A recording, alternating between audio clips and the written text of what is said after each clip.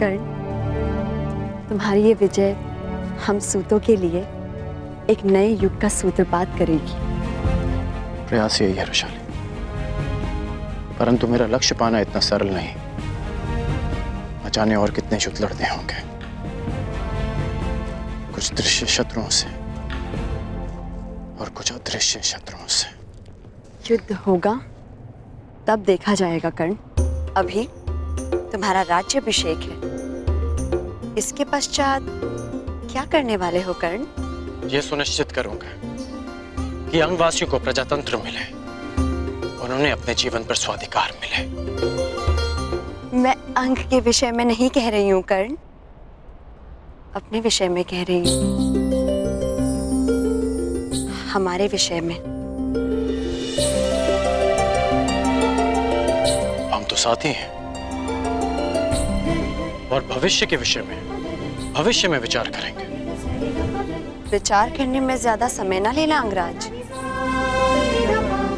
ये स्मरण रहे कि एक अविवाहित कन्या समाज की रीति नीति के विरुद्ध बिना किसी संबंध के यहाँ तुम्हारे साथ आई। अविवाहित में से हटाने में कितना समय लगता है रुशाली?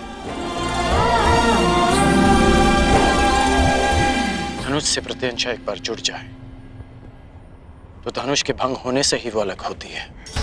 शुभ दिन आए हैं कर्ण, शुभ शुभ बोलो। शुभ दिन आते नहीं है रुशाली, उन्हें लाया जाता है अपने परिश्रम से। शुभ दिन लाने के लिए लंबी यात्रा करनी होती है।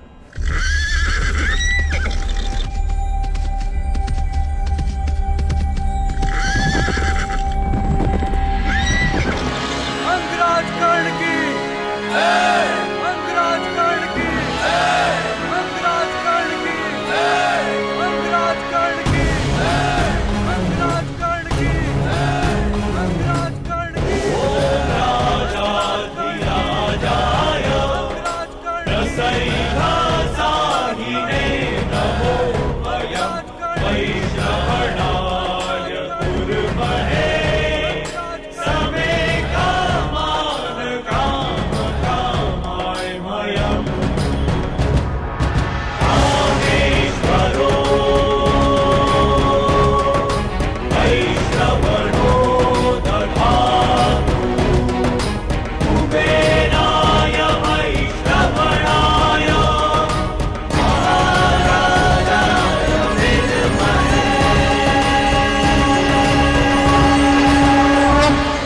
स्वागत है अंगराज।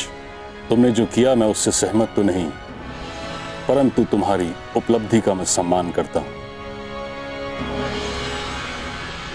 तुमने अपनी प्रतिज्ञा पूर्ण की, बधाई हो। मुझे प्रसन्नता है कि राधेकरण ने अपनी प्रतिज्ञा आपकी उपस्थिति में पूर्ण की। अंगवासियों, आपके राजा ने अपने पराक्रम, निष्ठा और शौर्य से एक राजा होने के अर्थ को सार्थक किया है। मैं शांतनुसूत भीष्म 5 तत्वों 7 तलों और आप सभी को साक्षी रख के मैं राधेकर्ण को अंग प्रदेश का राजा घोषित करता हूं।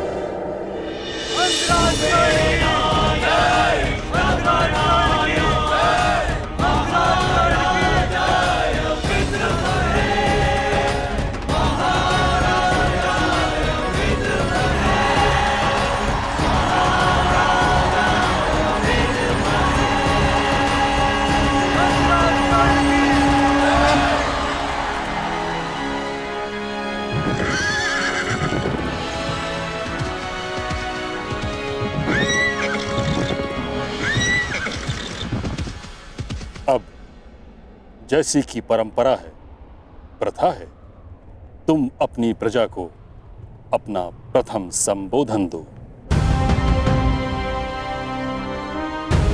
अंगवासियों, मुझे आशा है कि आप अपने राजा के लिए शीघ्र ही एक उत्तम सिंहासन की व्यवस्था अवश्य करेंगे।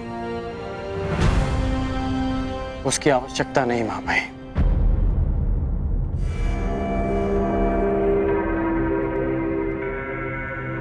अंगराज कर्ण की अंगराज कर्ण की अंगराज कर्ण की अंगराज कर्ण की।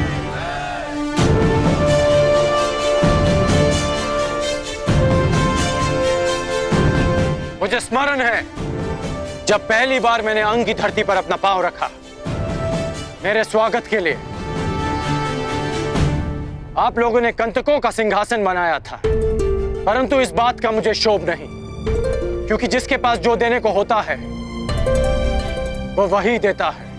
और मैं वचन देता हूं कि आपके जीवन से हर कंटक, हर पीड़ा को दूर कर दूंगा, ताकि फिर आपको कंटकों का सिंहासन ना बनाना पड़े। अंगराज कर्ण की अंगराज कर्ण की। आज अंग स्वतंत्र हुआ है मित्रों, लेकिन स्वतंत्रता लक्ष्य नहीं, एक मार्ग है जिस पर चलकर हमको विकास और समानता का लक्ष्य प्राप्त करना है। मैंने एक परिवर्तन का स्वप्न देखा है, परंतु स्वप्न में दिखी समृद्धि आंख खोलते ही अदृश्य हो जाती है। भले ही स्वप्न में कितनी नदियां देख लें, परंतु आंख खोलने के पश्चात वो प्यास शांत नहीं कर पाती। इसलिए स्वप्न देखो, परंतु जागते ही उस स्वप्न को पूरा करने में जुट जाओ। अपने लक्ष्य की ओर आगे बढ़ो। अंगराज कर्ण की अंगराज कर्ण की अंगराज कर्ण की। मुझे भले ही अंगराज की पदवी मिल गई हो, परंतु मैं आज भी सूत पुत्र राधेकर्ण हूं। वो राधेकर्ण जिसे योग्यता के अनुकूल भी सम्मान नहीं मिला।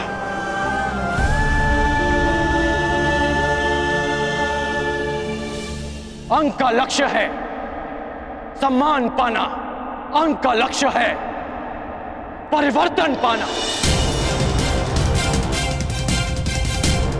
मेरी नीति कहती है कि राजा को शासन नहीं, सेवा करनी चाहिए अपनी प्रजा की, अपने राज्य की, और वही मैं करूंगा। मैं आपको स्वतंत्रता देता हूं कि आप अपना भविष्य स्वयं चुन सकते हैं। अब से जन्म के आधार पर नहीं, कर्म के आधार पर वर्ण निश्चित किया जाएगा। कर्ण, तुम्हें भान भी है कि तुम क्या कह रहे हो? यह असंभव है। क्यों? मैं अंग का शासक हूं, मैं अपनी प्रजा के लिए कोई भी घोषणा कर सकता हूं। तुम्हारा प्रशासन हस्तिनापुर के शासन के अंतर्गत आता है। किसी भी नीति या नियम में परिवर्तन हस्तिनापुर की अनुमति के बिना नहीं किया जा सकता। बस मेरे मित्र कुमार दुर्योधन के युवराज बनने का विलंब है मामाई।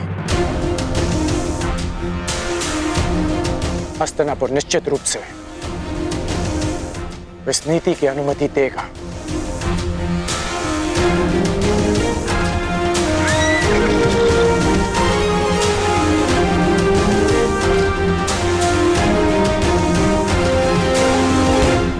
ये कौन है? लगता है कोई संदेश आया है।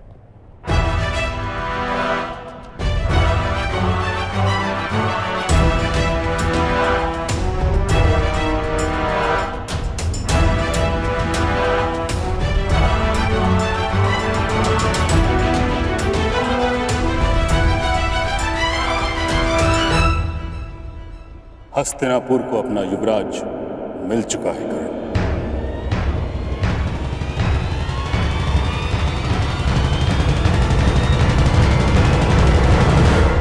युधिष्ठिर को युवराज के पद पर शोभित किया गया। अब तुम्हें कोई भी नीति लागू करने के लिए अपने मित्र दुर्योधन से नहीं, युधिष्ठिर से अनुमति लेनी होगी।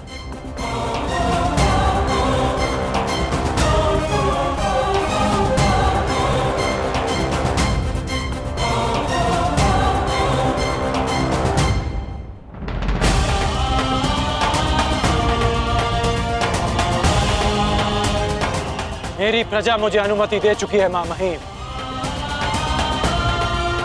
अंग की प्रजा में परिवर्तन आ चुका है।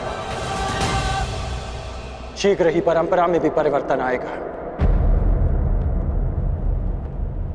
यदि मैं जरासंध को पराजित कर सकता हूं तो मैं अन्याय और अनीति के इस दानव को भी पराजित करूंगा।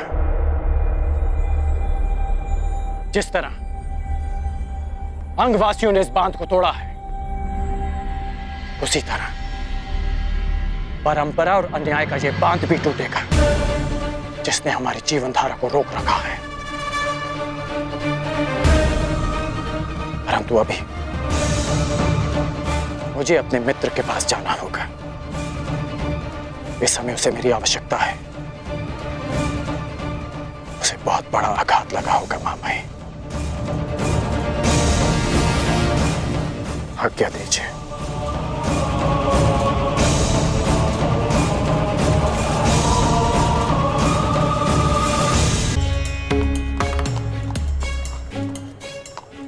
महीनों पश्चात भुगतग्राम में आए वृषाली। बहुत प्रसन्नता हो रही है। आशा है कि भुगतग्राम वासियों को भी हमें देखकर उतनी ही प्रसन्नता हो रही होगी।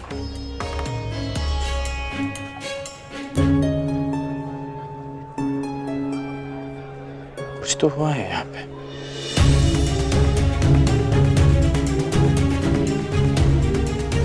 इन लोगों को देखकर लगता है कि कुछ अवंचित घटा है यहाँ।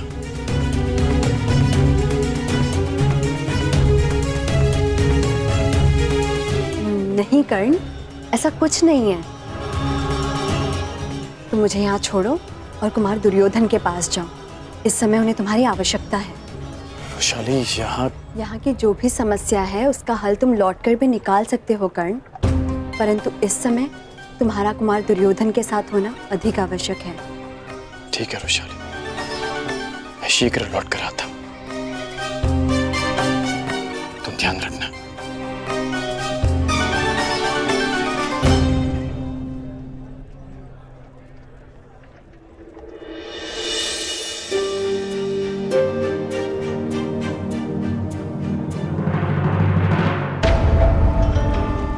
युधिष्ठिर को युद्ध में मैं भेजूंगा। मैं, और युद्ध में प्राण तो किसी के भी जा सकते हैं ना पुत्र। सत्यवचन महाराज, सत्यवचन। परंतु प्रश्न ये उठता है कि महाबली भीष्म और अर्जुन के होते हस्तिनापुर पर आक्रमण करने का साहस कौन करेगा महाराज?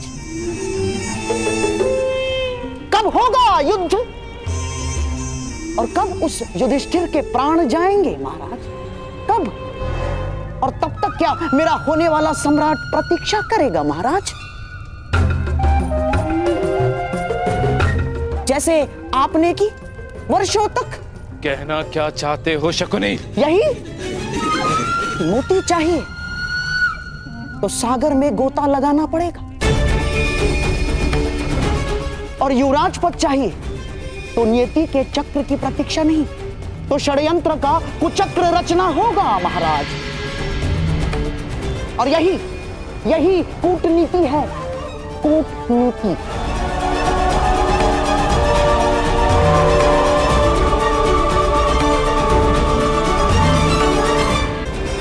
मामाश्री, केवल आप हैं जो मेरे मन की व्यथा को समझ सकते हैं।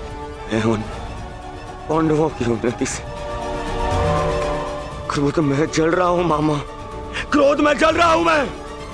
तुम्हारे इस क्रोध की अग्नि को संभाले रखना। ये तुम्हें जलाने के लिए नहीं, तुम्हारे शत्रु को भस्म करने के लिए है। विस्तार में बताइए मामा। दुर्योधन को पहली समझ में नहीं आती। पहली ही कुचक्र की नींव होती है दुर्योधन। तुम्हारे भविष्य के प्रासाद के लिए एक योग्य वास्तुशास्त्र की आवश्यकता है।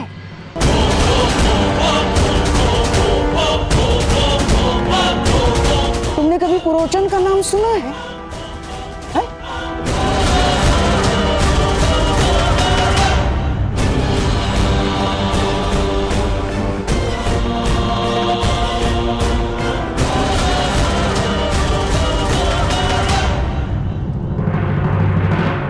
मामा श्री बता रहे थे कि मायावी दानव के पश्चात यदि कोई संसार में महान वास्तुकार है तो वो आप हैं।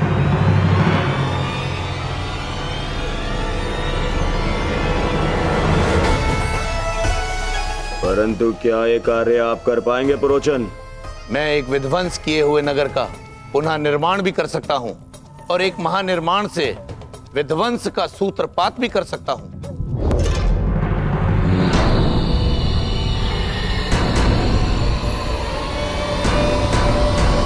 तो कब से ये कार्य आरंभ होगा? समझिए प्रारंभ हो गया इस विध्वंसक निर्माण का।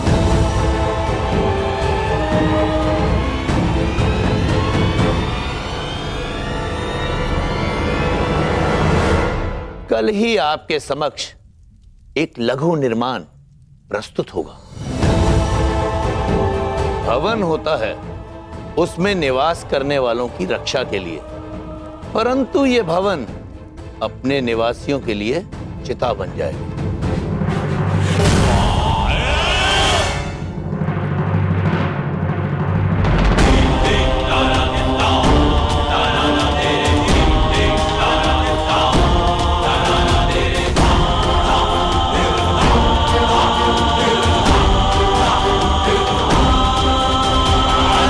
का गुण होता है ये जलता है और बुझ जाता है, परंतु लाख का ये गुण होता है कि ये जब तक जलता है जब तक जलने वाला भस्म न हो जाए।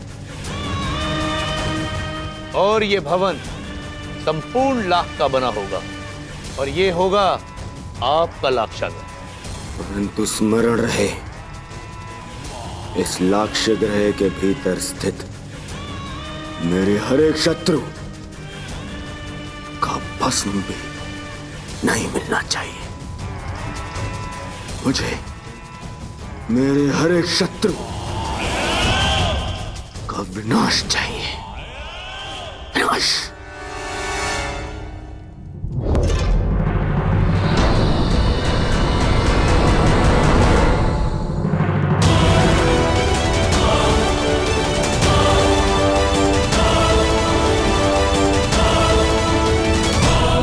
शत्रु का नाश अवश्य होगा मित्र।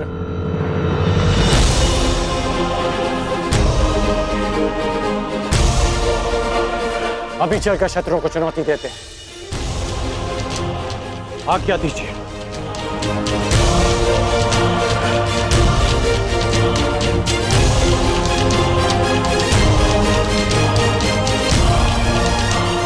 तुम मेरे मित्र होकर और मित्र हाथ नहीं जोड़ते, गले लगते हैं।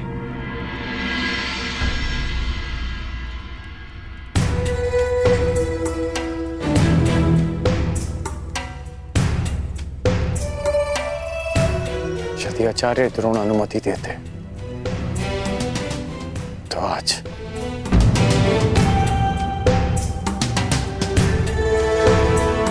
जानता, यदि आचार्य द्रोण ने तुम्हें मेरे साथ में युद्ध में भेजा होता तो मेरे शत्रु मेरे सेवक होते आज। तो अभी चलकर उन्हें पराजित करते हैं।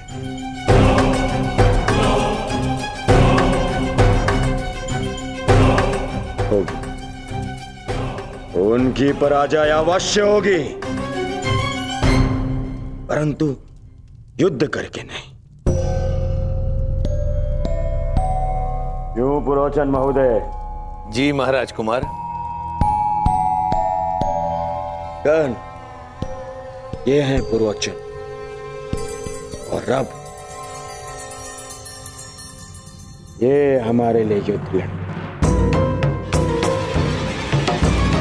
युद्ध करे बिना पांडवों को कैसे परास्त किया जा सकता है? ऐसा कौन सा मार्ग है? मार्ग है, उन्हें भान भी नहीं होगा और उनका अस्तित्व सदैव के लिए मिट जाएगा।